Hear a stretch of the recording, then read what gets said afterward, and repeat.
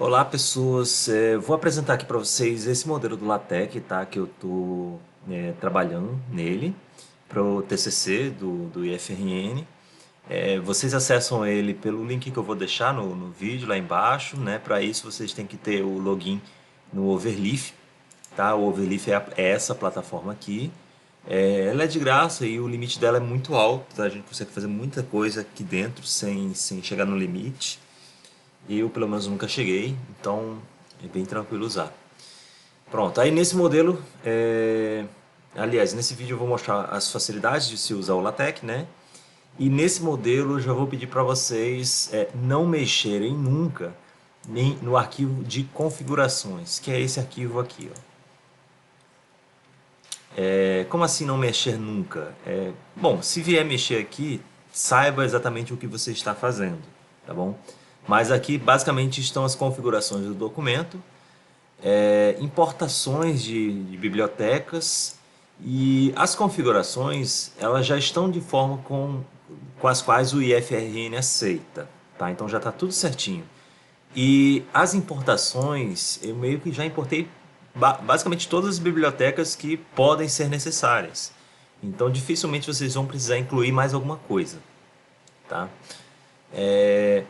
E outra coisa, se vocês vierem mexer nesse documento por algum motivo que for, não tentem compilar daqui de dentro porque ele não vai funcionar, tá bom? Exemplo aqui, ó, ele não vai funcionar compilando daqui de dentro. Você tem que estar sempre no arquivo principal, tá bom? Aí daqui eu mando recompilar e ele funciona direitinho, tá? Então o primeiro ponto é esse. Então não mexem em configurações. Pronto, aí aqui no arquivo principal a gente tem algumas configurações sobre o seu trabalho, isso aí deve ser alterado, né? O título, o autor, a cidade se for necessário. Vocês vão trocar os professores aqui, né? Não tirem a titulação do professor não, tá bom? Deixem lá, se é mestre, deixa o ME lá. Se o professor é especialista, deixa o ESP lá, tá? Então, isso aqui tem que ter. Data de apresentação, né? Quando vocês souberem qual é, já bota aqui, né? E por aí vai. Esse preâmbulo aqui vocês não mudam, tá? Deixa sempre esse e por aí vai. Aí inicia o documento e tem mais um include aqui chamado Renews. Esse Renews aqui, dificilmente vocês vão precisar mexer dentro dele também, tá bom? É mais algumas configurações que precisavam vir depois do início do documento, então dificilmente vai ter alguma coisa para mexer aqui. Novamente, é mais um arquivo principal.txt, tá? Então deixa o renews lá. Pronto. Aí, daqui para cima, né, de espaço ficha catalográfica daqui para cima, é o código necessário para imprimir a capa, contracapa e até aqui a ficha catalográfica. Essa ficha aqui vocês só vão trabalhar nela não, incluir ela depois que o TCC é apresentado, tá? Não se preocupe com isso agora. O orientador vai fazer isso com vocês, tá? E todas essas informações já são incluídas aqui automaticamente no formato certinho, aonde tem que estar lá no documento, tá? Aí aqui na página de agradecimentos é justamente o texto que tiver aqui dentro. E a facilidade é justamente essa. A gente apenas precisa se preocupar com o texto. Então o texto ele é escrito aqui de forma normal aqui, sem formatação nenhuma. E o próprio LaTeX vai colocar isso bonitinho, ó, justificado, com a fonte correta, o espaçamento correto, tudo certinho, já no documento final, tá? No PDF, tá bom? Então essa é a grande facilidade dele. Aí continuando aqui para baixo a gente vem com o resumo, que vocês vão escrever aqui também, né?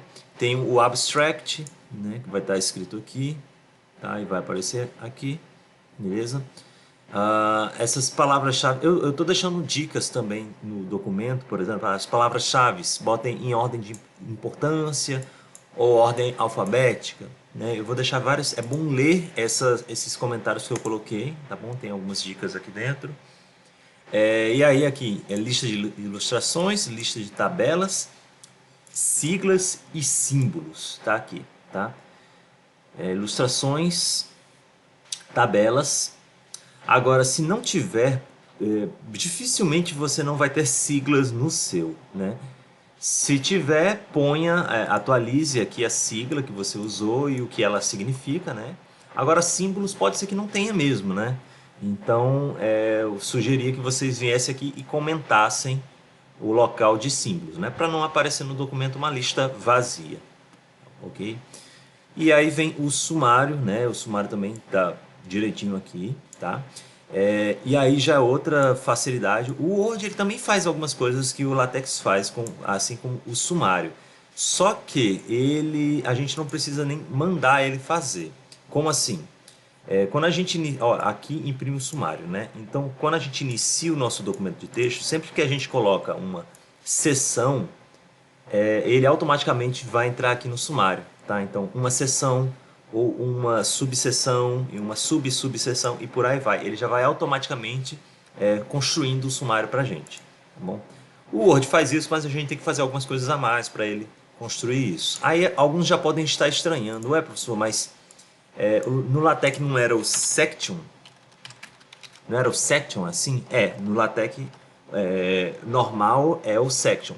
Só que esse seção é um código que eu já criei para poder formatar ele direitinho com o formato do IFRN, tá bom? Então, algumas coisas precisaram ser alteradas e aí já criei esse comando aqui novo para poder trabalhar para o IFRN, beleza? Mas na prática o que ele vai criar? Né? Ele vai criar o título aqui em cima e vai colocar lá no sumário, né? Depois da sessão, do início da sessão, você coloca o seu texto normalmente, tá? Assim como sempre vai ser, tá bom? Aí tem alguns comandos interessantes, por exemplo, o enf, tá? Para dar ênfase, no caso ele coloca em itálico. Eu já vou colocar aqui um exemplo do TextBF, vou deixar aqui só para vocês verem, que o TextBF ele vai deixar em negrito. Porém, se tá aqui, ó, fica negrito. Só que se você não quiser gravar, é só vir aqui em Rich Text e aí você vai poder aplicar algumas coisas. Por exemplo, a ordenação eu sempre coloco aqui porque eu nunca lembro qual é o comando para colocar. Então tem outras coisas aqui que podem ser adicionadas, tá? Mas eu prefiro mexer no source, tá? Porque eu tenho mais certeza sobre o que eu estou colocando no meu código. Então beleza, né? Então tem negrito, ênfase, não vai ter muitas outras coisas. Uma coisa importante aqui, no final da introdução, normalmente a gente coloca um texto nesse sentido. Deixa eu minimizar aqui. O presente trabalho é estruturado em 5 partes. Na primeira parte é apresentada tal coisa, na segunda parte é outra coisa e por aí vai. Isso aqui é interessante fazer dessa forma, com esse link, tá? Esse nameref, ele vai criar um link com o nome daquela seção. Como assim? Eu coloquei, vou usar esse aqui da metodologia, não, do referencial teórico mesmo, que é antes. O referencial teórico, lá na seção de referencial teórico, eu desço um pouquinho, tá aqui, ó, ela é uma sub-subseção. Esse negócio de sub é o seguinte, é esse ponto 1, ponto 1, ponto 1, ponto 1, bom? Então, quanto mais sub tiver, mais ponto vai ter. Mas eu acho que o limite é 3 subs, se eu não me engano. De qualquer forma, eu coloquei aqui, né, referencial teórico, e aqui dentro eu coloquei um label com o nome ref teórico, tá bom? Então, com isso aqui eu vou fazer o link. Eu vou lá no meu último parágrafo da introdução e eu vou escrever, ó, a segunda parte é a do, aí eu coloco o nome para o link. Ele automaticamente vai pegar o nome que está lá na seção, que está aqui, ó, referencial teórico. Ele escreveu aqui o nome, o texto que está aqui dentro, lá na subseção lá do referencial teórico, tá? Então ele já escreve ali aqui dentro, né? E ele já faz disso um link. Se eu clicar aqui, eu vou cair lá no referencial teórico, tá? Isso ajuda a pessoa a se movimentar dentro do texto pelo PDF, tá bom? Então é só uma forma de facilitar. É obrigatório? Não, mas ajuda. Já que está fazendo em LaTeX, uma forma de se fazer é assim. Ficou aqui, já na metodologia, ele ficou todo maiúsculo. Não é necessário ficar maiúsculo não. Deixa eu consertar isso aqui. Pronto, eu fiz a correção aqui na metodologia. Eu fiz ele com um comando diferente. Olhem só, esse aqui, nameref e referencial teórico, ele já faz direitinho. O problema aqui é que a metodologia ela fica maiúscula, né? Alguns tópicos vão ficar maiúsculos. A formatação é essa, né?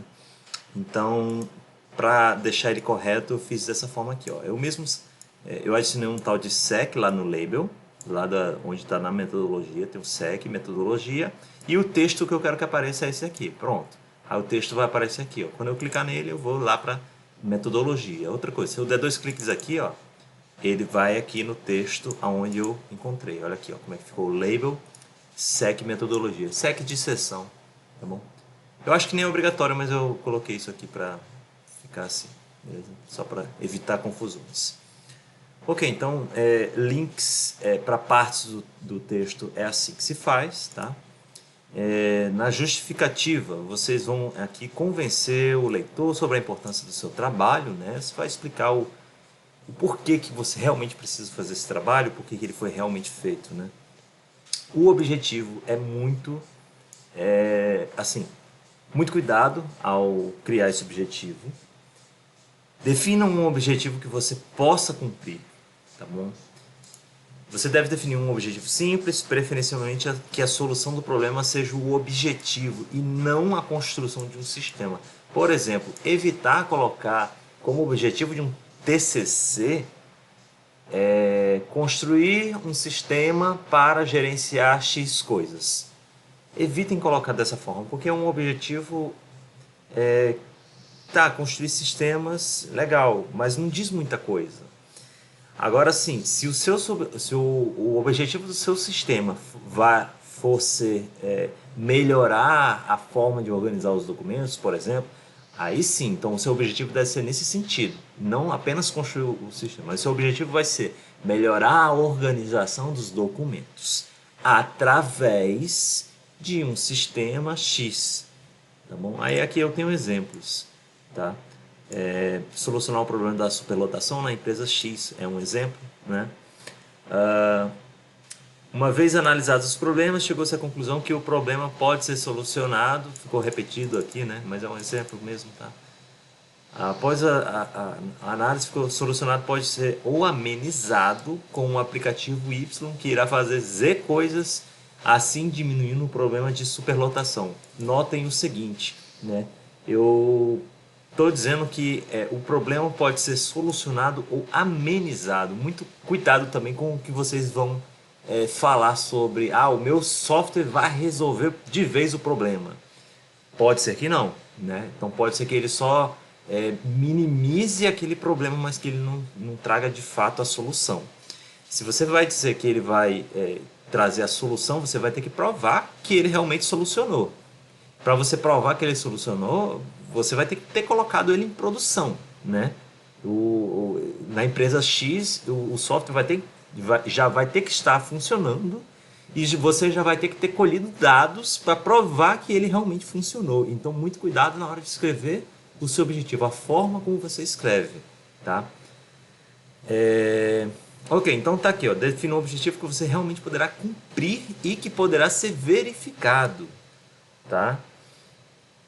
Aí outro exemplo, o objetivo desse trabalho é melhorar o aprendizado da linguagem X, por exemplo, né?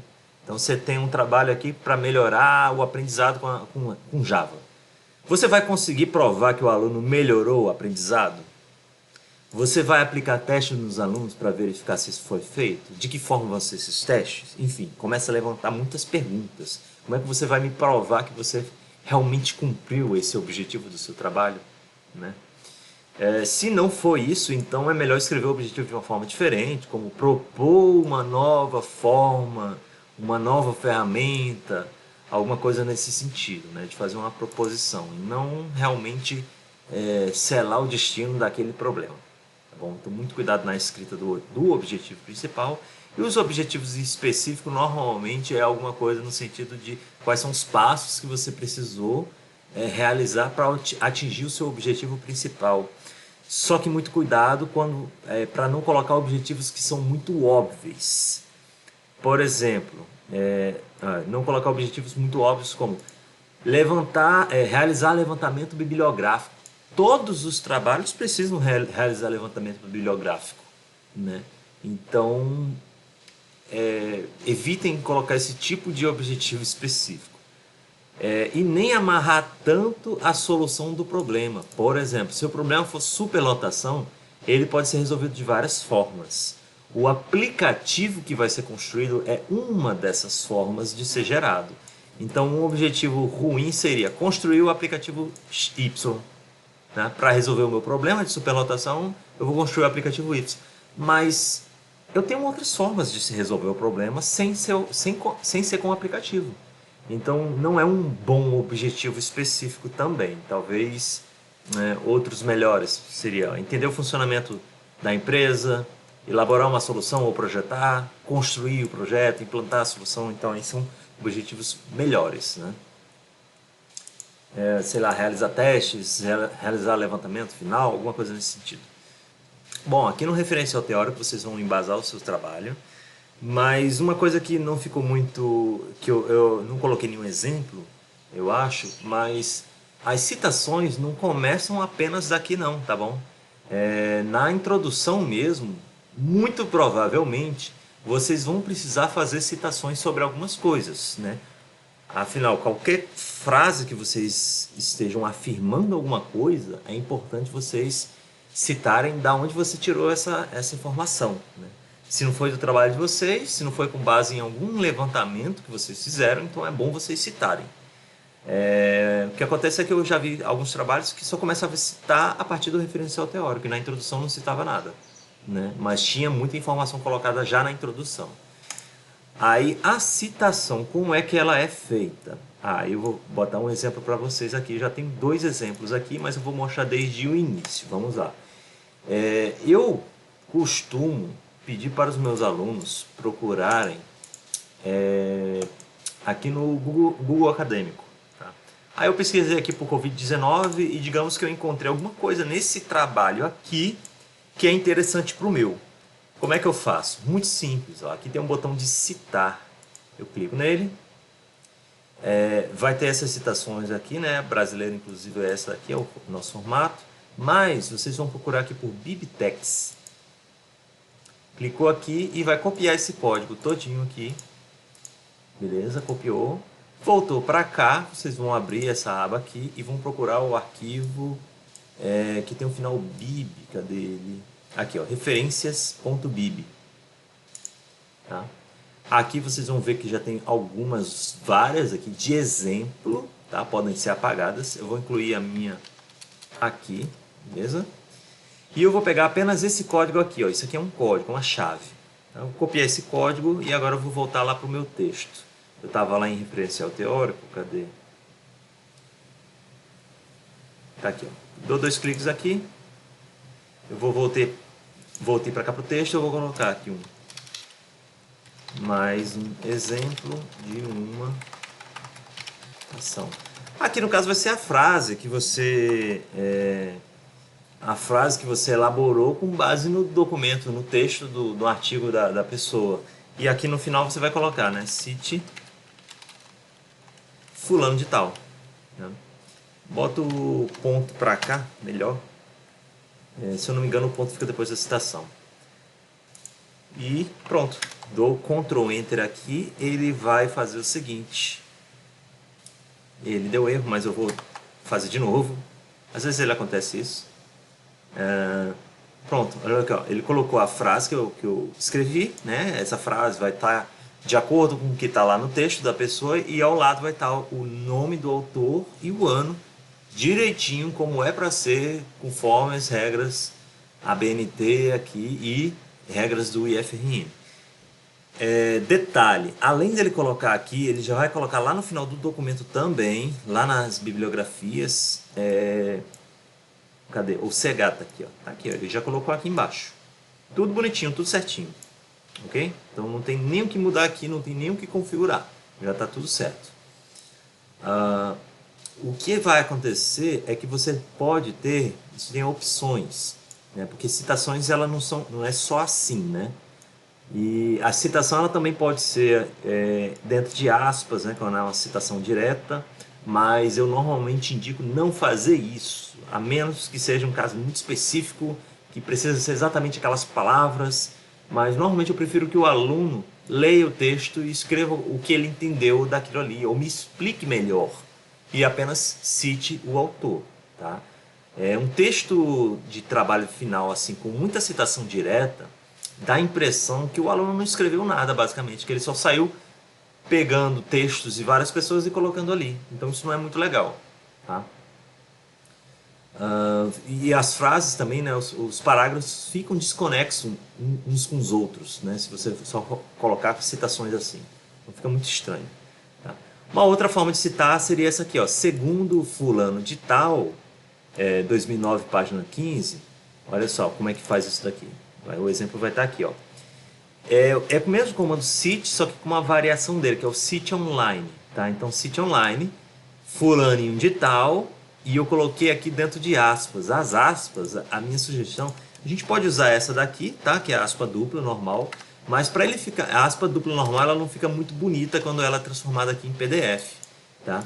Então, para a gente fazer a aspa ficar assim direitinho, eu uso essa acentuação aqui duas vezes, né? Com aspa simples também duas vezes. Então a aspa fica mais direitinha. É lembrar, a questão agora é só lembrar de escrever ela desse jeito. Eu sempre escrevo com aspa duplas normal, costume, né? Veja também que aqui tem o tal da página, tá? Eu coloquei aqui uma página porque era um livro. Então, um exemplo de como é que coloca a página, tá bom? Então pode ser com sítio online. Aí o sítio online ele vai ser antes, né? Conforme fulano de tal, segundo fulano de tal, assim como fulano de tal explica, né? Então a gente usa o sítio online para isso. O cite a gente usa lá quando a citação é no final do texto, no final da frase, tá bom? Que também cabe a página lá, também do mesmo jeito. Citações mais longas também é possível, tá? Ela tem um recuo. Sempre, na verdade, sempre que a citação tiver mais do que 3 parágrafos, se você estiver escrevendo seu texto, mais do que 3 linhas, na verdade, se você está escrevendo seu texto e ele acabou dando mais de 3 linhas aqui na citação direta apenas, né?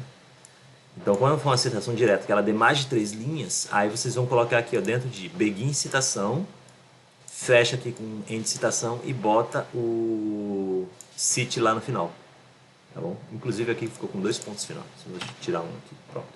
E bota a citação lá no final, tá bom? Então assim ele vai fazer direitinho. E tem outros exemplos, né? Deixa eu mostrar aqui. Quando ele tem mais de um autor, ele já vai colocar os autores direitinho, tá bom? Então não precisa se preocupar com isso. É só pegar o código lá que o Google Acadêmico gera, jogar no seu documento e usar, tá? Então não tem nem muito com o que se preocupar, porque se tiver mais de um autor, ele já vai trabalhar direitinho sobre isso, né? Aí, outro detalhe, se por acaso você esqueceu alguma coisa, eu coloquei esse código lá no meu Bibliotex, né? Assim como tinha vários outros já, né? Se vocês forem tirando essas citações do texto, por exemplo, eu vou tirar essa daqui que eu coloquei. Se eu tirei isso aqui da citação, se eu, no meu texto eu não estou usando isso, ele não é para aparecer lá nas referências também. Lá embaixo também não é para aparecer, né? Então ele já faz isso automaticamente. Se eu tirei aqui do meu texto e mando recompilar, ele já vai sumir daqui já vai sumir essa citação daqui, olha só. Sumiu. Por quê? Porque eu não estou usando, tá? Então uma coisa que acontece lá no Word é a pessoa coloca aqui no final, vai lá no texto e não usa mais, não tirou, removeu e esquece de tirar daqui. Aí quando a gente vai checar isso aqui, tem um monte de citação que não tem no texto e o que tem no texto, que era para estar aqui, não tem, né? Então essa é o que mais se reclama quando não se usa o LaTeX. O problema que mais acontece é esse, das referências estarem diferentes do que tem de citação. Então se foi citado no texto, tem que estar aqui, tá bom? Se não foi citado, tira daqui. É para estar assim, tá?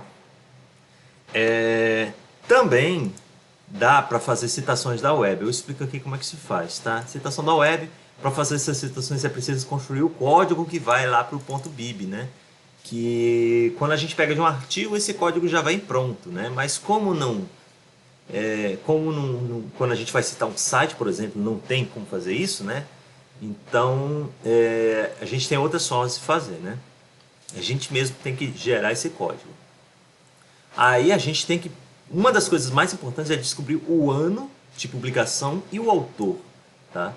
Muitas vezes o nome do autor vem na própria página de publicação do artigo. Tá muito repetitivo isso aqui. Muitas vezes o nome do autor vem na própria página. Está na própria publicação. O nome do site só poderá ser usado se o nome do autor não constar na página, tá? Então cuidado com isso. Pronto, está aqui um exemplo. Digamos que eu achei alguma informação importante nessa página e eu quero citar ela de alguma forma, tá? Então, o texto da publicação seria isso aqui mesmo, né? Terceira onda, aquele texto principal. O autor não vai ser CNN Brasil. O autor tá aqui, ó, Beatriz Puente. Se possível, conseguir o nome dela completo. Abre a página dela e vê o nome dela completo. Se não conseguir, bota Beatriz Puente, né? A data de publicação, ela até está escrita aqui. Tudo bem, está escrito aqui. Mas às vezes não está. Tá? Às vezes a data simplesmente não está. Então, como é que a gente faz? Eu vou copiar exatamente o link. Eu poderia copiar o título ou o link. Eu acho que com o link é mais seguro. Olha, eu vou pesquisar o próprio link no Google. Eu encontrei aqui, tá? Ele está dizendo que foi às 20 horas, né? Mas eu vou colocar aqui, ó. Normalmente ele não fala quando é que foi, tá bom? Então, olha só, outras aqui ele não coloca, ó, a data, né? Mas se é uma forma de fazer essa data aparecer. A gente vem aqui em ferramentas, qualquer data, e a gente coloca um intervalo, né? A gente sabe que essas publicações elas vão ser mais ou menos ali depois do ano 2000. Então eu vou colocar aqui, ó. Não tem problema, só jogar uma data lá para trás e mandar aí. Tá? Então, a partir do ano 2000, ele vai começar a colocar a data de todos os links que ele encontrar. Aqui continuou a 20 horas, né? Mas em todos os outros, agora ele vai colocar também a data. Infelizmente ele está colocando a cada 3 dias, a 2 dias. Mas esse aqui que foi o mais antigo, né? Ele colocou a data exata, tá? Essa data não é exatamente a data de publicação, mas é a data que o Google encontrou. Então já é uma forma da gente ter uma data mais próxima daquilo que é o real, tá? É muito deselegante você colocar o seu trabalho final e colocar lá aquelas interrogações, porque a gente poderia fazer assim também, né? Eu sei que é possível, bota o nome do autor, vírgula, a gente sabe que foi nos anos 2000, então bota aqui interrogação, né? Beleza, isso aqui é válido, a BNT aceita isso, mas quando a gente não sabe a data. Mas hoje em dia, nós de tecnologias sabemos que é possível conseguir essa data pelo Google, inclusive, né? Então isso aqui não é aceitável. Esse tipo de recurso é para ser usado com documentos antigos que a gente não consegue datar. Por exemplo, a gente sabe que o documento é lá dos anos 1800 e alguma coisa, tá? A gente não sabe a data exatamente, então beleza, caberia fazer isso. Agora hoje em dia não cabe mais, tá bom? De qualquer forma, aqui vai ter um exemplo dessa referência a BNT Site, tá bom? Exemplo. Vou abrir aqui o meu BIB e vou procurar por isso. Tá aqui, ó. Aí a gente vai preencher essas informações aqui. A gente vai gerar uma chave, inventem, vocês podem gerar essa chave aqui. O que vocês escreverem aqui, vocês vão usar lá no texto. Então gera uma chave aqui, escreve o nome do autor, escreve o título, era aquele título que estava aqui em cima, esse título da notícia, né? O link para essa notícia, aí tem que ser o link mesmo lá da página. O ano da publicação que você encontrou aqui pelo Google, tá? E a data de acesso, o dia que você entrou e viu essa notícia.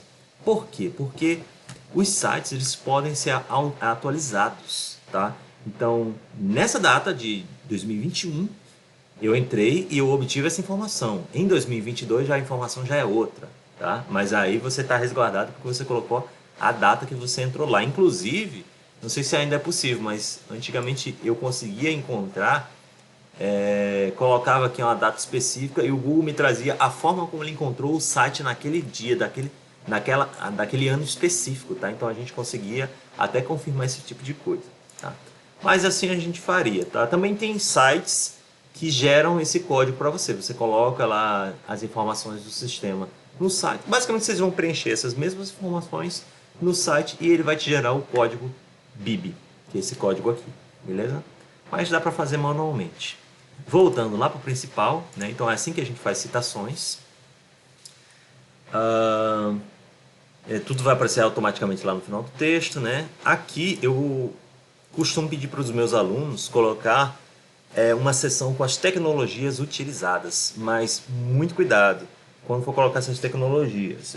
Não é apenas para eu usei Java, HTML e JavaScript. Não. Vocês vão explicar cada tecnologia que vocês estão usando, beleza? Então, Java é uma linguagem que permite tal coisa, tal coisa, tal coisa. E o motivo pelo qual você usou o Java. Eu preferi usar o Java porque ele funcionaria em multiplataforma, funciona até numa geladeira. Então foi esse o motivo de eu usar aquela tecnologia, tá? Então expliquem também o motivo. Na metodologia, basicamente vocês vão descrever o passo a passo que você realizou para concluir o projeto, né? Então aqui vai entrar tudo e tudo mesmo, tá? Tentem detalhar o máximo possível. Exemplo, primeiramente foi necessário realizar um levantamento bibliográfico utilizando as bases de dados, o lugar onde você pesquisou, né? Google Acadêmico ou Google Scholar. Lembrando, toda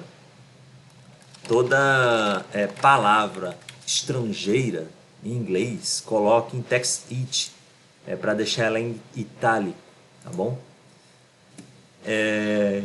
Então, foi usado o Google Acadêmico, né, com as palavras-chave. A palavra-chave que eu encontrei, que eu usei, foi essa.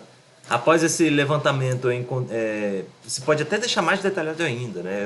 Eu encontrei 30 trabalhos, selecionei 10 deles, removi os outros 20 por tal motivo. Enfim, quanto mais você detalhar, melhor. Né? Porém, quanto mais você detalhar, maior vai ser o seu trabalho. Né?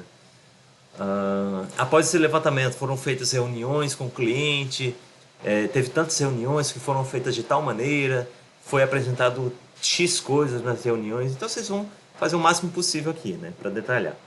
O objetivo é que o leitor ele saiba exatamente o que você fez, para ele ter uma ideia se você errou em alguma parte, ou até mesmo para que ele consiga reproduzir e ter o mesmo resultado que você teve, ok? Então, não se esqueça de explicar detalhadamente como foi a metodologia de desenvolvimento também. Aí tem aqui alguns exemplos, né? Scrum, XP, OpenUP, que a gente escreve assim, se eu não me engano. OpenUP, acho que o outro se chama maiúsculo. Então tem algumas metodologias, e se não foi nenhuma delas, pode ter sido alguma coisa baseada em princípios ágeis, né? Que é o mais comum, né? Então vocês vão explicar como é que foi essa metodologia de vocês. Foi baseado no Scrum? Foi um XP? Foi um Scrum melhorado? Foi um Scrum piorado? Foi uma coisa mais princípios ágeis mesmo, sem levar em consideração o Scrum? Enfim, vocês vão explicar o mais possível como vocês conseguirem fazer isso aqui, tá? Sim, é importante inserir um cronograma, porque por mais que tenha um texto todo detalhadozinho, dividido por etapas, às vezes o professor pede um cronograma, tá? Para ele saber visualmente, de forma fácil, o que foi feito primeiro, o que foi feito depois. Não precisa ser um cronograma extremamente detalhado. Por exemplo, o login do sistema eu fiz no dia 2 de abril de 2000 e tanto. Não precisa ser nesse tipo, tá? Vocês vão colocar apenas coisas maiores, né? Desenvolvimento do sistema, do dia tal até o dia tal, e por aí vai. Reuniões, do dia tal até o dia tal, levantamento de dados, do dia tal até o dia tal, e por aí vai, tá? Não precisa ser uma coisa tão elaborada assim, tão detalhada no caso. Pronto, aí no desenvolvimento você finalmente começa a mostrar o seu trabalho, né? Tá aqui. Aí aqui tem mais alguns exemplos de como é que a gente constrói as seções, né? Seções terciárias, seções quaternárias. Elas estão em maiúsculo, em minúsculo negrito, minúsculo sem negrito, porque é o padrão mesmo. O padrão é esse, não é para mexer nisso, tá? O padrão é esse aqui mesmo. Porque depende do nível da seção. Aí vamos aqui, alguns exemplos de como escrever em tópicos. Tá aqui, ó, o código para escrever em tópicos. Às vezes é bem interessante escrever algumas coisas em tópicos. Como é que se escreve em nota de rodapé? Tá aqui, ó, às vezes a gente quer esclarecer uma palavra específica e coloca lá na nota de rodapé para aquela palavra. As figuras. Todas as figuras que vocês inserirem, O título dela é lá em cima e a fonte é lá embaixo, tá? Isso aqui é o padrão do IFRN. Ah, no LaTeX, a figura, normalmente eu incluo ela com, com essa letra aqui, ó, H. Esse aqui é o código para uma figura, tá bom? Como é que se faz isso aqui? A gente tem aqui, ó, imagens, a gente faz o upload da imagem para cá, tá bom? Faz o upload aqui, a imagem tá lá, gráfico PNG, tá bom? Então eu venho aqui e faço o link, ó, para imagens, gráfico PNG. Pronto, ele vai colocar a imagem aqui, eu vou dizer qual é o tamanho dela, que eu quero que apareça, o título lá em cima, um label, que eu vou usar depois, você vai definir um nome único aqui, e a fonte normalmente é elaborada por nós, normalmente, né? E coloque dessa forma, deixa a palavra fonte aqui, tá bom? Então o que vai acontecer? Quando a gente usa o H, o próprio LaTeX ele vai procurar o melhor lugar possível para aquela imagem no texto, mas nem sempre ele faz isso com perfeição, ok? Às vezes você colocou uma imagem muito grande, ele viu que não cabe aqui, então ele vai e coloca a imagem lá embaixo, depois de muitas páginas. Tá? Então isso não é legal. Então como é que a gente força a ele ficar exatamente nesse lugar? Com um H maiúsculo. Tá? Então eu coloco o H maiúsculo e aí a figura vai ficar exatamente depois desse texto. Tá bom? Então seria essa forma da gente fixar a imagem naquele lugar. Tá? Normalmente eu deixo o H por padrão. Eu só uso o H maiúsculo em último caso, quando ele não encontra um melhor lugar. E toda figura que a gente colocar, na verdade toda figura, toda tabela, todo quadro, eu ainda vou chegar lá. Toda figura a gente tem que explicar o que ela é, tá? E referenciar ela antes de inserir ela. Por exemplo, tá aqui, ó. A figura X, né, o número da figura, tá aqui, ó, figura 1, é um exemplo de uma inclusão de uma imagem. Aí eu poderia explicar melhor. Como isso aqui é um gráfico, por exemplo, se eu fosse explicar o gráfico. A figura 1 apresenta que na pesquisa direta, tantos por cento das pessoas fazem esse tipo de pesquisa e a maior parte é a descoberta e por aí vai. Você explica melhor o que é aquela imagem. Evite colocar, evite só jogar a imagem, colocar a referência a ela e só, e deixar que o autor compreenda a imagem sozinho. Não, você tem que partir do pressuposto que você que tem que explicar tudo para o autor, tá bom? Então você que vai ter que ter estudado a imagem e dizer o que ela significa. Então tente detalhar isso bem. Tem gente também que é pior ainda, é só colocar a figura. Só coloca a figura e sai distribuindo um monte de imagem aqui e não fala nada sobre as imagens, tá? Aí é pior ainda, tá? Porque toda figura tem que vir com isso aqui antes, ó. A figura, número da imagem, né, é um exemplo de tananã. Tem que ter no mínimo isso, tá? No mínimo. Não posso colocar apenas a figura aqui. E esse ref aqui, ele vai criar a numeração da figura automaticamente, de acordo com esse código aqui. Por isso que esse código tem que ser único, tá? Então ele vai gerar o número automaticamente, tá? E esse número é um link também, tá bom? Esse F aqui da figura sempre com F maiúsculo, tá bom? Pode ser imagem também, a imagem tal ou o gráfico tal, mas com letra maiúscula, tá? Ok. Aqui tem um exemplo de como colocar duas figuras, uma ao lado da outra. Às vezes fica mais fácil gerar duas figuras diferentes e manter elas separadas lá e juntar aqui. Também é possível fazer isso. E o código para referenciar vai ser assim, ó, figura A, figura A, figura B, figura B. E ele vai colocar aqui, ó, 2A e 2B, tá? Automaticamente. Beleza? Sim, alguns trabalhos têm protótipos, né? Se tiver protótipo, evite colocar aqui no meio do texto, né? Eu já tive trabalhos que a gente colocou os protótipos aqui, mas os professores não gostaram muito, achou melhor colocar lá no final. Então, lá no final também tem a seção de apêndices e anexos, tá? Então aqui a gente coloca, por exemplo, aqui, ó, protótipos do sistema. Aí coloca todas as figuras aqui.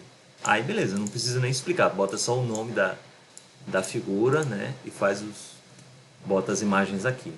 Aí lembrando, né? Anexo, apêndice é para coisas que você gerou, anexo é para coisas que você pegou de algum lugar. Por exemplo, algum documento que é importante para o seu trabalho, mas esse documento não foi você que fez, mas você quer mostrar ele aqui, então você pode botar aqui em anexos.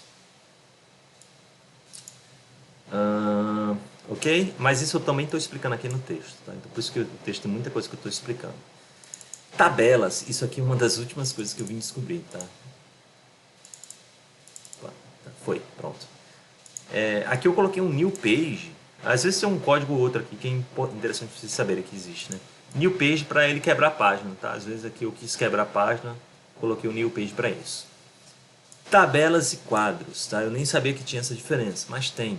Tabela é a mesma coisa que um quadro, só que tabela não tem linhas verticais, olha só. Aqui tem linhas verticais, tá? Verticais e horizontais. Aqui só tem linhas horizontais, tá bom? Então a diferença bem básica entre os dois é essa. Um vai servir para mostrar melhor um tipo de informação, outro vai mostrar melhor outro tipo de informação, né? Mas a forma de se construir é a mesma. E aí, muito cuidado, né? Quando vocês forem dizer, né? Se vocês estiverem usando tabela, não usem as linhas verticais, beleza? Aí como é que a gente gera essa tabela, né? Veja que o código dela é um pouco mais complexo, né? Bem mais difícil de entender, inclusive, né? Para ele gerar isso aqui bonitinho. Uma forma de se fazer isso eu costumo usar esse gerador aqui, ó, Tables Generator.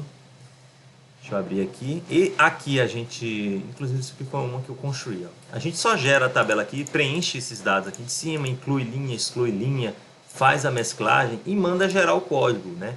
Quando ele gera esse código aqui bonitinho pra gente. A gente copia e cola pra cá. Só que quando a gente cola, a gente ainda tem que fazer algumas coisas. Por exemplo, colocar a fonte elaborado por quem aqui embaixo, colocar o caption lá em cima, botar o label, né? Então a gente ainda vai ter que fazer algumas alterações. Então muito cuidado, né? A tabela mesmo ela vai ficar aqui, ó, de begin tabular até o end tabular.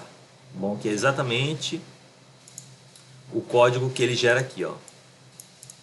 Tabular, tabular. O table fica de fora porque já tem lá. Então tá aqui. Aí aqui é tabela e aqui é quadro. Tá? A diferença vai estar aqui, ó, em begin quadro.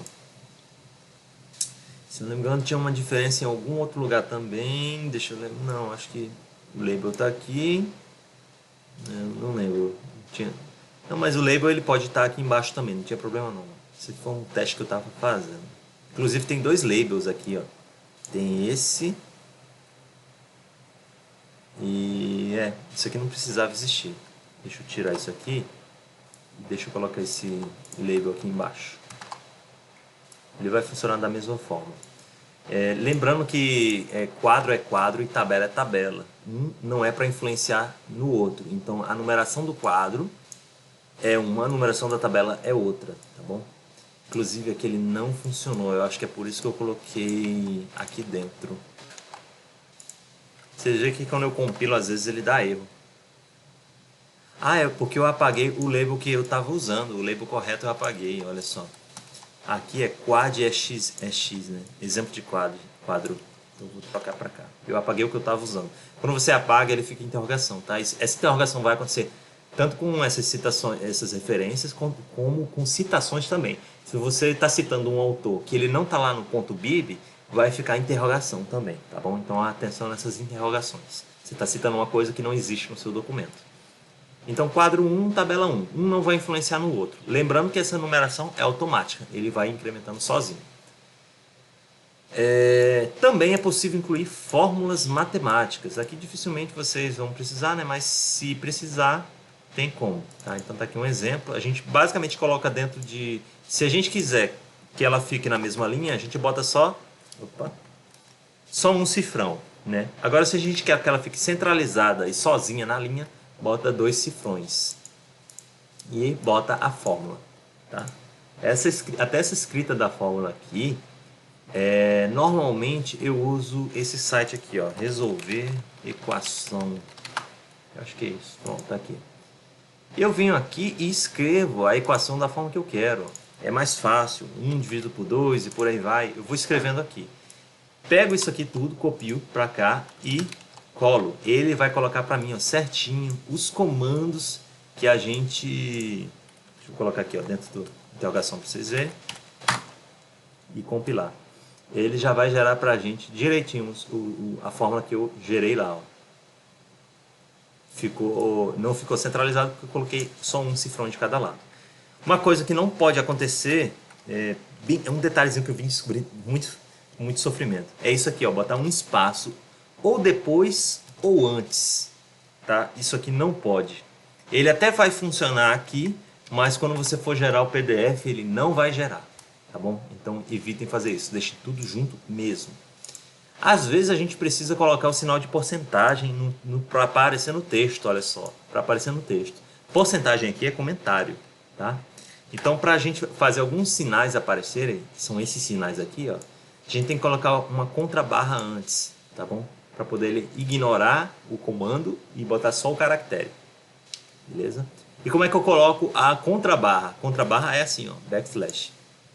Bom, detalhes. Pronto. Agora na conclusão vocês vão dizer o que vocês concluíram do trabalho de vocês, se os seus objetivos realmente foram atingidos. Por isso que é importante você definir um objetivo que você vai conseguir cumprir, porque no decorrer do seu texto você tem que provar que você cumpriu aquele objetivo e relatar aqui no final que foi cumprido, né?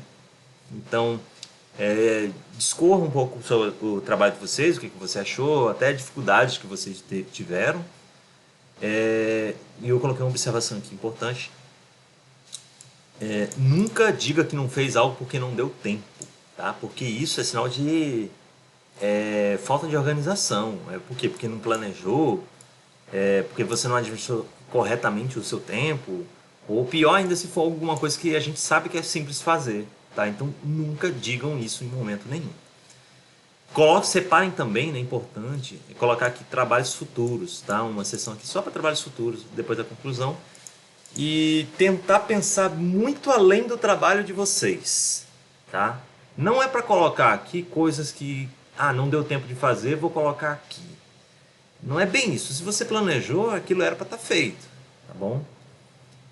Agora, se por algum motivo for alguma coisa que era muito simples fazer e você não fez, dê um jeito de conversar com o orientador, conseguir um prazo a mais para fazer aquilo, porque se for muito simples, tem que estar feito. Aqui devem entrar coisas que fugiam um pouco do escopo do trabalho, por exemplo, uma melhoria no trabalho. Tentem pensar em coisas bem avançadas mesmo. Por exemplo, se você gerou um aplicativo que tire para gerenciar, sei lá, vou dar um exemplo aqui, gerenciar veículos. Pronto, um exemplo. Aí você tem que tirar foto do veículo e cadastrar ele no aplicativo. Então beleza, seu aplicativo foi esse, é bem simplesinho, né, de fazer. Tira uma foto, cadastra, por aí vai. Por que não colocar aqui como trabalho futuro, fazer uma avaliação automática daquele veículo com base em aprendizado de máquina ou alguma coisa assim, ou outra coisa, como realizar tratamento nas imagens que são capturadas pelo aplicativo. Então é pensar mais além mesmo, pensar o quanto que aquele trabalho pode evoluir e trazer uma coisa mais interessante ainda lá no futuro, tá? Porque aqui é o ponto de partida do próximo trabalho. Um outro aluno pode pegar o seu trabalho e querer continuar, então é aqui que ele vai olhar, o que ele pensou, aonde daria esse trabalho. Então ele vai escolher um tópico desses que provavelmente apenas um tópico já vai ser um trabalho todinho. Tá? Então o interessante é que o trabalho futuro seja uma coisa desse nível, que ele sozinho já deu um trabalho bom, e não apenas trabalho futuro, fazer o cadastro de usuários. Mas você não fez o cadastro de usuários por quê? Isso é uma coisa tão importante, né? Então era uma coisa simples. Isso sozinho não é um trabalho, né? Não é um trabalho futuro, é uma coisa que era para ter sido feita, né? Por que não foi feita?